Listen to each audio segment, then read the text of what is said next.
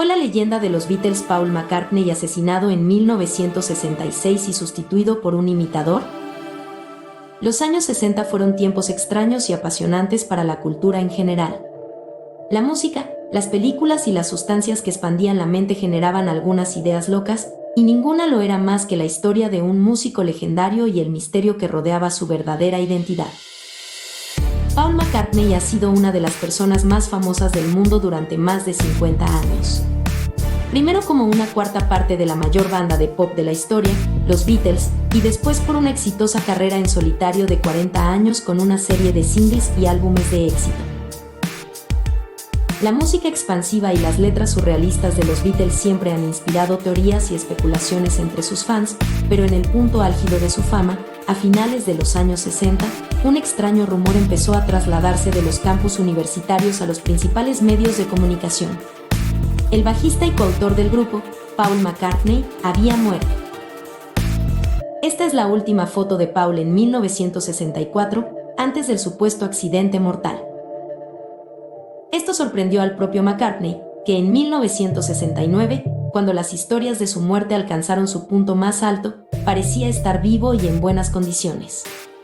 Pero, ¿era realmente el mismo Paul McCartney que cautivó por primera vez a los espectadores con sus compañeros de banda, John Lennon, Ringo Starr y George Harrison? Era el hombre que caminaba descalzo por el cruce de Abbey Road en la portada del álbum más famoso jamás producido, realmente el mismo hombre que escribió los clásicos del pop como Yesterday. Aparentemente no, en lo que respecta a la conspiración. El principio de la teoría de que Paul estaba muerto era que en algún momento a finales de 1966, McCartney murió en un trágico accidente de coche. Decididos a no acabar con el grupo más rentable y exitoso de la historia, los directivos contrataron a un imitador para que se hiciera pasar por el Beatle fallecido para así mantener intacta la máquina de hacer dinero. Por extraño que pueda parecer, los defensores de la teoría se las arreglaron para encontrar docenas de referencias inexplicables en las canciones y portadas de los álbumes de los Beatles, tras el supuesto fallecimiento de Paul, que parecían insinuar que realmente le había ocurrido algo al bajista. ¿Fue Sgt. Pepper's una confesión codificada de la verdad? La morsa de I.M. de Balros, que John identificó como Paul en su canción Glass Onion, representaba la muerte. ¿Y por qué, si se reproduce el tema Revolution 9 hacia atrás, se pueden escuchar las palabras Tell Me On That Man?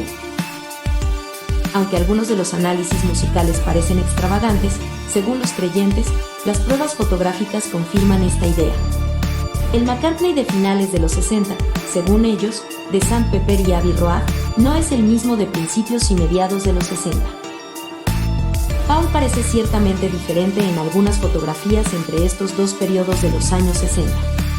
Pero, ¿eran estas diferencias simplemente los cambios naturales en la cara de un hombre joven a medida que fluctúa su peso y envejece, o era algo más siniestro?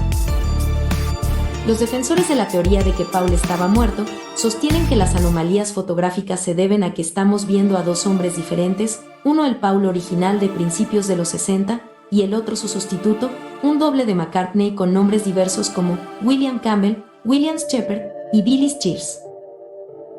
Los primeros rumores de que a Paul le podía haber pasado algo empezaron en diciembre de 1965, cuando sufrió un publicitado accidente de ciclomotor mientras visitaba a su familia en Liverpool.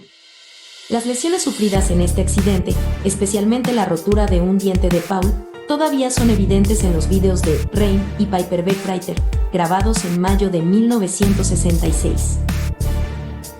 Otro accidente ocurrió el 7 de enero de 1967, cuando el Mini Coupe negro de McCartney sufrió un accidente en la M1, cerca de Londres.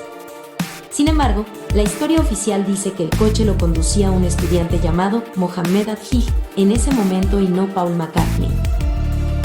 Poco después, la revista Beatles Monthly intentó acallar las habladurías publicando un informe falso sobre este último accidente, descartando cualquier idea de que hubiera habido un accidente y afirmando que no solo Paul estaba sano y salvo, sino que su coche, el Mini Coupe, estaba perfectamente intacto. ¿Fue esta falsa historia diseñada para ocultar la trágica verdad de que Paul había muerto realmente? Sea cual sea la verdad, la historia de los Beatles siempre se desarrolló en avance rápido, y los 2 episodios se olvidaron rápidamente en medio de un torrente de otras historias sensacionalistas sobre las hazañas de los Beatles. Aparte de alguna charla sobre drogas durante las fiestas londinenses, los rumores sobre McCartney no volvieron a surgir hasta 1969, cuando la idea de que Paul estaba muerto se convirtió en algo sensacionalista, ganando tanta credibilidad en los medios de comunicación convencionales, que incluso dio lugar a un extraordinario simulacro de juicio en la televisión norteamericana, llevado a cabo por el famoso abogado Lee Bailey. Esta fotografía de 1968 parece mostrar a dos McCartney. Gran parte del mérito inicial de la teoría de que Paul está muerto corresponde a un estudiante de la Universidad de Michigan llamado Fred Laborde. Laborde empezó a escribir sobre la idea a finales de 1969, inspirado inicialmente por un programa de la radio local en el que un fan de los Beatles llamado Tom Sarsky había llamado por teléfono afirmando no solo que Paul McCartney estaba muerto, sino que una pista siniestra de ello estaba escondida en la canción Revolution 9 del álbum Blanco. Siguiendo las instrucciones de la persona que llamaba, el disc jockey de la emisora WKNR de Michigan, Bruce Gibb, reprodujo una parte de la canción al revés en directo, dejando atónitos a sus oyentes al revelar el aparente mensaje secreto, "Tell me I'm dead man". El posterior artículo de Laborde para el periódico Michigan Student, "McCartney ha muerto", cimentó muchas de las facetas clave de la leyenda. Se detallaba la muerte de Paul en un accidente de coche durante la grabación del Sgt. Pepper, las pistas dejadas en las portadas de los álbumes, los mensajes en sentido contrario en las canciones del grupo y el impostor William Shepard. La edición de noviembre de 1969 de la revista Life hizo referencia a los rumores. El propio Paul se vio incluso en la situación de ser llamado por los medios de comunicación nacionales para demostrar que estaba vivo. Como es necesario para toda buena conspiración, también se añadieron muertes sospechosas al asunto, con el prematuro fallecimiento de figuras prominentes relacionadas con los Beatles, como su manager, Brian Epstein, el ayudante de ruta, Mal Evans, e incluso el propio John Lennon, todos ellos vinculados a la trama. ¿Fueron eliminados para evitar que revelaran la oscura verdad sobre Paul? Por supuesto, la mayoría de las personas sensatas desestimaron todo esto como un disparate. El grupo ya había admitido que incluía deliberadamente referencias incoherentes en sus canciones para provocar a los fans, y las teorías alucinantes sobre la cada vez más psicodélica y críptica obra de músicos como los Beatles fueron moneda corriente durante los años 60. Según los críticos, estas especulaciones extravagantes fueron las consecuencias inevitablemente de un grupo de fans y una prensa desesperada por cualquier noticia sobre los Beatles. Una vez que se agotaron las noticias verdaderas, la tentación de empezar a inventar nuevas noticias debió de ser irresistible para los periodistas, que sabían que cualquier cosa relacionada con los Beatles vendería más periódicos. Algunos incluso sospecharon que los propios Beatles estaban detrás de los rumores, inventados deliberadamente para aumentar las ventas de los álbumes.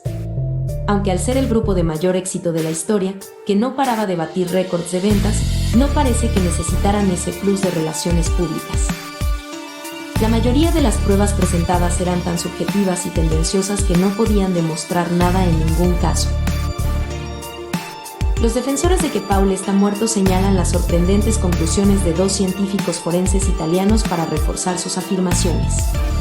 En un artículo publicado en 2009 en Wired Italia, Francesco Gavazzeni y Gabriella Carlesi realizaron un análisis biométrico de las imágenes tomadas al Beatle antes y después de 1966, para lo que en un principio iba a ser un artículo que desmentiría las teorías conspirativas.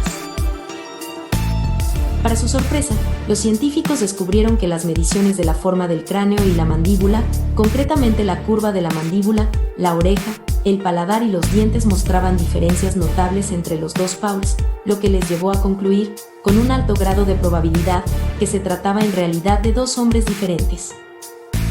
La curva mandibular, entre los dos conjuntos de fotos, mostraba una discrepancia de más del 6%, muy por encima del umbral de error.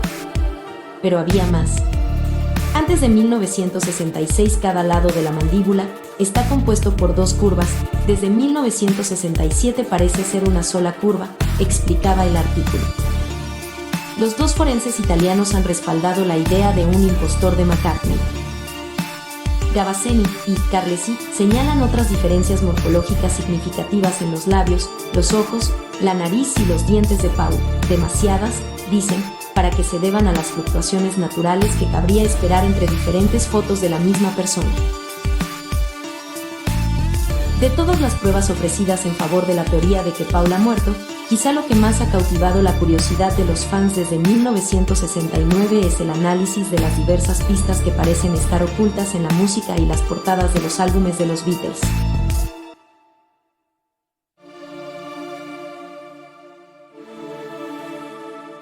Desde mensajes secretos que solo pueden escucharse cuando las canciones del grupo se reproducen al revés, hasta referencias crípticas en las portadas de los álbumes, los teóricos han señalado docenas de pistas en la obra de los Beatles que parecían sugerir que algo terrible le había ocurrido a Paul.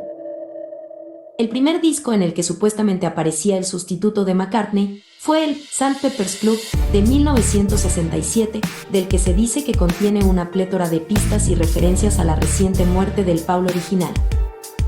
En la portada del álbum se ve a los nuevos Beatles, con sus trajes psicodélicos, delante de lo que parece una tumba con el nombre del grupo dibujado con flores. Al lado del nombre hay una corona de flores con la forma de una guitarra para zurdos, la misma que tocaba el Paul original. Justo debajo de la figura central de Paul está la palabra Heart, que significa corazón, escrita en un tambor.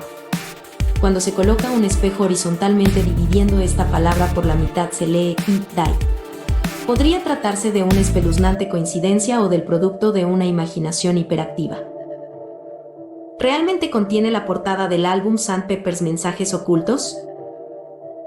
¿Y qué decir de la contraportada del Sgt. Pepper, con la imagen de los 4 Beatles en sus elaborados trajes, con solo Paul de la banda de espaldas al espectador? No hay ninguna razón obvia por la que solo Paul sea señalado así, pero como veremos, se convertiría en un tema recurrente en futuros lanzamientos. Más allá de la portada, Sgt. Pepper hace un uso intensivo de la tecnología de los estudios para crear complejos paisajes sonoros utilizando voces multipistas y enmascaramiento al revés. Aunque no era raro que los músicos de la época utilizaran voces al revés, los propios Beatles ya las habían utilizado en singles como Rain. Los fans creen que Sgt. Pepper marca el inicio de toda una serie de referencias específicas a la muerte de Paul en la música de la banda. La canción Strawberry Fields Forever de John Lennon dice: enterré a Paul, como sostienen los teóricos de que Paul está muerto. Lennon alentó estos rumores en su canción Glass Onion, en la que bromeaba diciendo: aquí va otra pista para todos vosotros, la morsa era Paul. El video de la canción de Paul, Your Mother Should Know, que significa traducido, tu madre debería saberlo, contiene lo que se convertiría en un tema habitual en el resto de los álbumes de los Beatles, señalando a Paul como algo diferente a sus compañeros de la banda. En el video, escenificado como un número de canción y baile de la vieja escuela, John, George y Ringo llevan smoking con una rosa roja en la solapa. De forma algo contradictoria, Paul lleva una rosa negra, una flor más asociada a la muerte. Lo interesante de esta pista en particular es que Paul se esforzó por negar específicamente que tuviera algún significado. En una entrevista con Life en 1969, descartó la extraña disparidad con una explicación mundana y dijo que durante el rodaje simplemente se habían quedado sin flores rojas, así que tuvo que utilizar una negra. Por alguna razón aún desconocida, parece que Paul miente al respecto.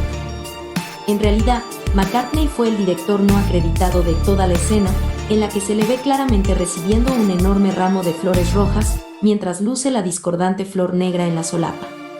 Por lo tanto, no puede tratarse de una escasez de accesorios, como afirmaba, sino de una elección deliberada.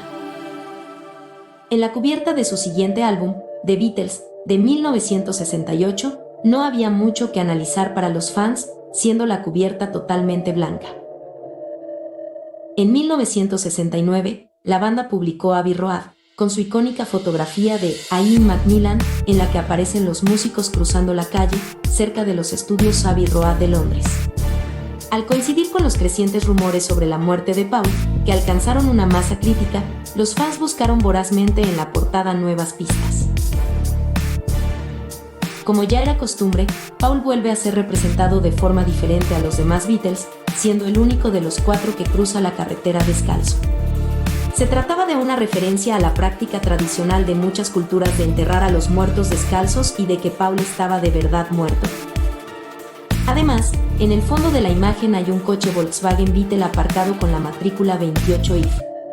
Podría ser otra pista de la banda sobre Paul, el Beatle que murió en un accidente de coche y que habría cumplido 28 años si hubiera vivido.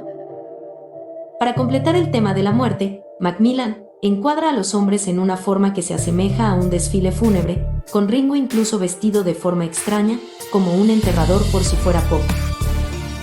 La portada de Let It Be, el último disco de la banda en 1970, vuelve a destacar a Paul.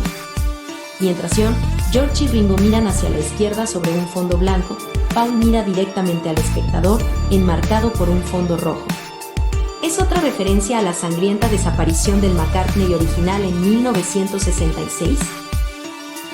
A muchos fans de los Beatles les gusta jugar a los detectives de sillón, sin llegar a creérselo en realidad. ¿Qué creíble era todo esto? Si Paul hubiera muerto en un accidente, podrían haberlo sustituido por alguien que no solo se pareciera a él, sino que tuviera el mismo talento musical. Había un hombre así esperando en las puertas, listo para tomar el relevo y hacerse pasar por el verdadero Paul. La versión canónica de la historia fue inventada en gran parte por un estudiante de periodismo de 21 años de la Universidad de Michigan llamado Fred Labor. A Labor le divertían las habladurías de la radio local sobre supuestos mensajes ocultos en los discos de los Beatles y decidió, como ejercicio de creatividad, seguir con la idea e hilar toda la increíble historia. No sabía entonces que lo que pretendía ser una broma se convertiría en una de las mayores fábulas conspirativas de todos los tiempos. La mayoría de los supuestos hechos que Labor publicó en su artículo del 14 de octubre ni siquiera eran rumores que él había oído, sino cosas que simplemente inventó para dar más color a su artículo. Fue Labor quien inventó la idea de que la morsa era un símbolo griego de la muerte. El joven escritor se sorprendió cuando su pequeña parodia explotó rápidamente fuera de los confines de su periódico estudiantil y comenzó a ser cubierta como una historia seria por los gigantes de los medios nacionales como Time y Life. Labor había creado inadvertidamente un monstruo que ahora se abría paso en la prensa mundial. Labor se muestra filosófico ante el hecho de que muchas de las cosas que se inventaba cuando era un estudiante universitario hace 50 años, ahora se divulgan en Internet como un hecho. Nos guste o no, el rumor estará con nosotros mientras los Beatles estén con nosotros. Los 4 Beatles desmintieron repetidamente cualquier idea que hubiera puesto estas referencias ocultas en sus álbumes, atribuyéndolas a la imaginación hiperactiva de sus fans.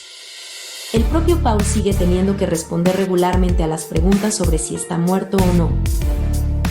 Sin embargo, algunos de los propios Beatles podrían tomarse con una cierta precaución. John también ha declarado que su canción Lucy in the Sky with Diamonds del Sgt. Pepper no tenía nada que ver con el LSD, a pesar de que sus iniciales deletrean la palabra y su contenido parece estar claramente inspirado en la droga. Los Beatles se disolvieron hace casi 50 años, una parte muy querida de nuestra cultura popular, pero ya no son un grupo activo. ¿Qué diferencia habría ahora si se supiera que sustituyeron a su bajista por un doble en 1966? Sin embargo, existe una variante mucho más siniestra de la teoría de la conspiración. El encubrimiento de la muerte de Paul se debe a que fue una operación psicológica de algún tipo, tal vez diseñada para dirigir nuestra cultura popular en una determinada dirección o para moldear las posturas de los jóvenes hacia las drogas. Si pueden reemplazar a figuras públicas prominentes y mantener un encubrimiento durante 50 años, entonces es una perspectiva verdaderamente aterradora en cuanto a lo que podrían estar haciendo para manipular nuestras percepciones del mundo. Bueno, hemos llegado al final del vídeo. ¿Fue la estrella de los Beatles Paul McCartney asesinado en 1966 y sustituido por un imitador? ¿Tú qué opinas? No olvidéis en darle like y a compartir el vídeo. Espero que os haya gustado y nos volvamos a ver en la siguiente entrega. Hasta pronto.